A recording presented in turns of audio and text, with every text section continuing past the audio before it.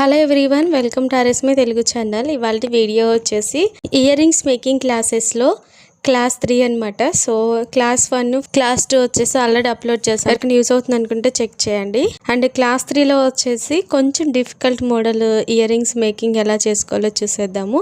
So first అయితే OHP sheet తీసుకొని OHP sheet మీద ఇలాగా B7000 గ్లూ అప్లై చేసుకొని ఫస్ట్ మిడిల్లో వచ్చేసి 4mm రౌండ్ గ్లాసీ వైట్ కుందని స్టిక్ చేసుకోవాలి. దాని మీద 3mm రౌండ్ గ్లాసీ కుందని స్టిక్ చేసుకోవాలి. అండ్ వాటి చుట్టూతో వచ్చేసి వీడియోలో చూపిస్తున్న విధంగా 6K ఐ షేప్ కుందన్స్ ని ఒక ఫ్లవర్ షేప్ వచ్చేలాగా స్టిక్ చేసుకోవాలి. సో ఇలాంటి మేకింగ్ వీడియోస్ ఏంటంటే ఎక్స్ప్లెనేషన్ చేసే కంటే కూడా క్లియర్ గా అబ్జర్వ్ చేస్తే, వీడియోని స్కిప్ చేయకుండా చూస్తే క్లియర్ గా అర్థమవుతుంది. అండ్ ఇలాగా క్లాసెస్ వైజ్ గా ఫ్రీ మేకింగ్ వీడియోస్ అనేవి మన ఛానల్లో అప్లోడ్ అవుతూ ఉంటాయి.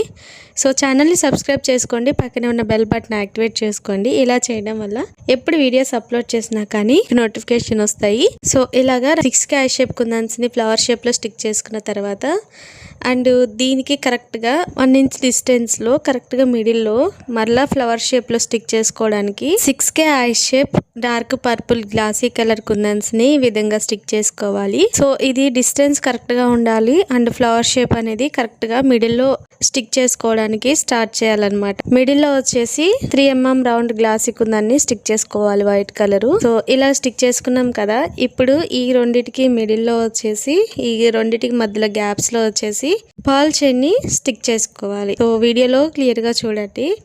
ఇలాగా కరెక్ట్ గా డిస్టెన్స్ అనేది అందుకోసమే కరెక్ట్ డిస్టెన్స్ చూసుకొని స్టిక్ చేసుకోవాలి. 2 ఫ్లవర్స్ ని కర్వ్ షేప్ లో B7000 గ్లూ అప్లై చేసుకొని ఇలా పాల్ చైన్ ని స్టిక్ చేసుకోవాలి. సో డిస్టెన్స్ ఒకసారి చూసుకొని ముందుగానే ఈ పాల్ చైన్ ని కట్ చేసుకొని స్టిక్ చేసుకోవడం వల్ల చైన్ అనేది డల్ అవ్వకుండా ఉంటుంది. ఈ విధంగా రెండు వైపులా స్టిక్ చేసుకోవాలి. ఇలాగే 2 ఇయర్ రింగ్స్ ని ప్రిపేర్ చేసుకున్న తర్వాత ఈ ఎక్స్ట్రా OHP షీట్ ని నీట్ గా కట్ చేసుకోవాలి. అండ్ మిడిల్ లో OHP షీట్ కట్ చేసుకోవడానికి అగరబత్తితో కొంచెం కాల్చుకొని నార్మల్ గా కటర్ తో కట్ చేసుకోవచ్చు. నీట్ గానే వస్తుంది, కాకపోతే కొంచెం టైం పడుతుంది.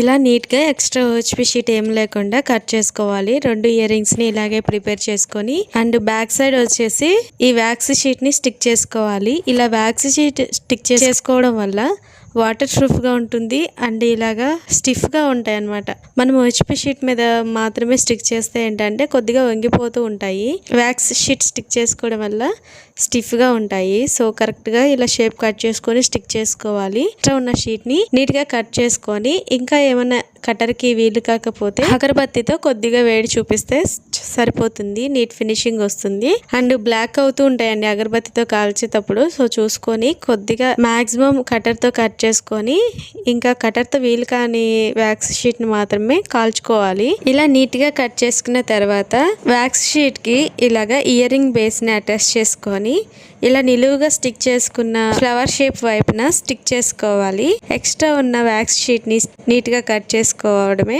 అంతేనండి, చాలా ఈజీగా ఇయర్ రింగ్స్ మేక్ చేసుకోవచ్చు. చాలా తక్కువ రా మెటీరియల్స్ యూస్ చేసి. ఫైనల్ అవుట్పుట్ అయితే ఈ విధంగా ఉంటుంది. ఈ వీడియో మీకు నచ్చినట్లయితే లైక్ చేయండి, షేర్ చేయండి, ఛానల్ని సబ్స్క్రైబ్ చేసుకోండి. Thanks for watching this video. Thank you.